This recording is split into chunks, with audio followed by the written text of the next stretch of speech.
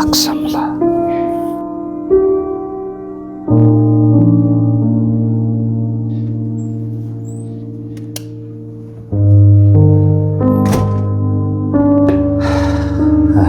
Dada bu kaplanken uyga kirmay sirtda o'tiryapsan ku. O'ltir. Tilpi udingmi bolaga?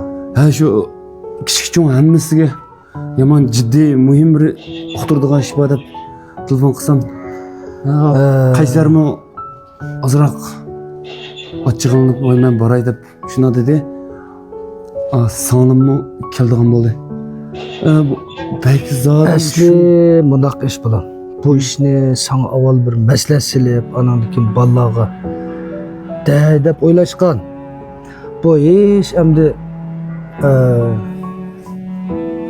bir tarafdan o'ylasam bu maslahatlashgidek yeri yo'qli ishga. Shuna hanno sana bayada muhim bir ish bor deydi o. Şuna bu ishga jiqqanlik qatdi. İnsanların kəsu analikin parançaylı bulan. Her qanday ish bo'lsa, endi sen bizni bir cho'ng qilib mushkunga erishtirding. Men seni qo'llayman dada. Lekin onda bek ilqi uzangi bir xil yushurin besim qilib, ma salomatligingda chatoq chiqadigan ish bo'lib qolmasin jimo dada.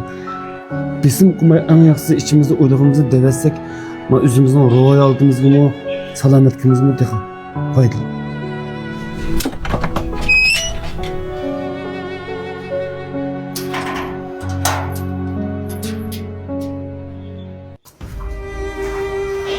Kelama bolam, kelama. Yamanbek kechikib ketdingiz o.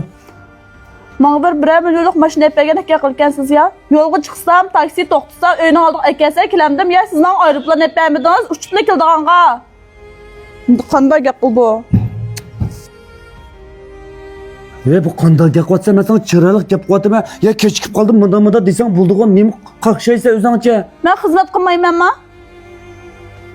Bu xizmatimdan ayrılsam, sizga qo'shildigan o'xshamamsizlar. Telefon qilaversizlar, yig'ini chiqib bo'lguncha men xizmat qilmayman.